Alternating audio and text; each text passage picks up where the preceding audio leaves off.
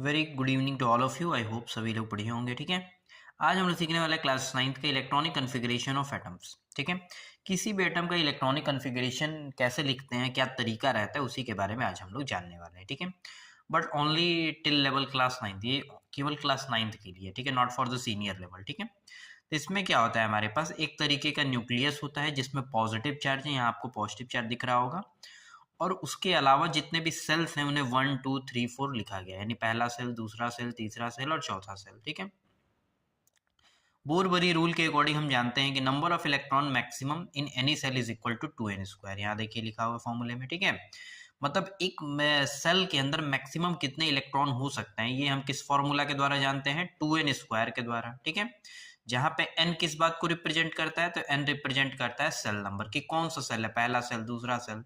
तो अगर first cell के अंदर कितने इलेक्ट्रॉन होंगे निकालना है, तो 2n² का यूज करेंगे। तो देखिए लिखा है maximum number of electron in first shell is equal to 2 into 1 का स्क्वायर इज इक्वल टू 2।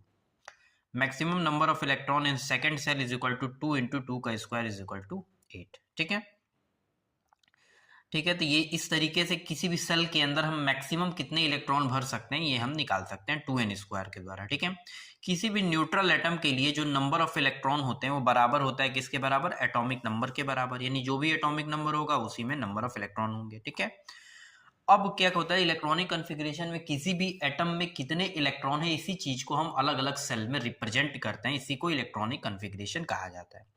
अब देखिए यहाँ पे पहला एलिमेंट है हाइड्रोजन, तो एक इलेक्ट्रॉन होते हैं, तो पहले सेल में मैक्सिमम 2 इलेक्ट्रॉन भर सकते हैं, तो हमने एक उसके अंदर भर दिया पहले सेल में। हीलियम में मैक्सिमम 2 इलेक्ट्रॉन होते हैं, तो हमने पहले सेल में ही 2 भर दिया। लिथियम में मैक्सिमम 3 इलेक्ट्रॉन होते हैं, तो पहले सेल में 2, पहले सेल में 3 तो भर नहीं सकते क्योंकि मैक्सिमम भाई भरने की क्षमता पहले सेल में केवल 2 की है, तो 2 भर दिए, फिर अगले में 1। बेरिलियम में फिर 2 2।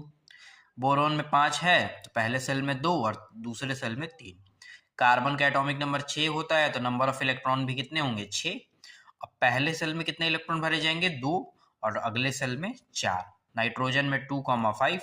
ऑक्सीजन भाई 8 एटॉमिक नंबर है, तो पहले सेल में 2, अगले सेल में 6।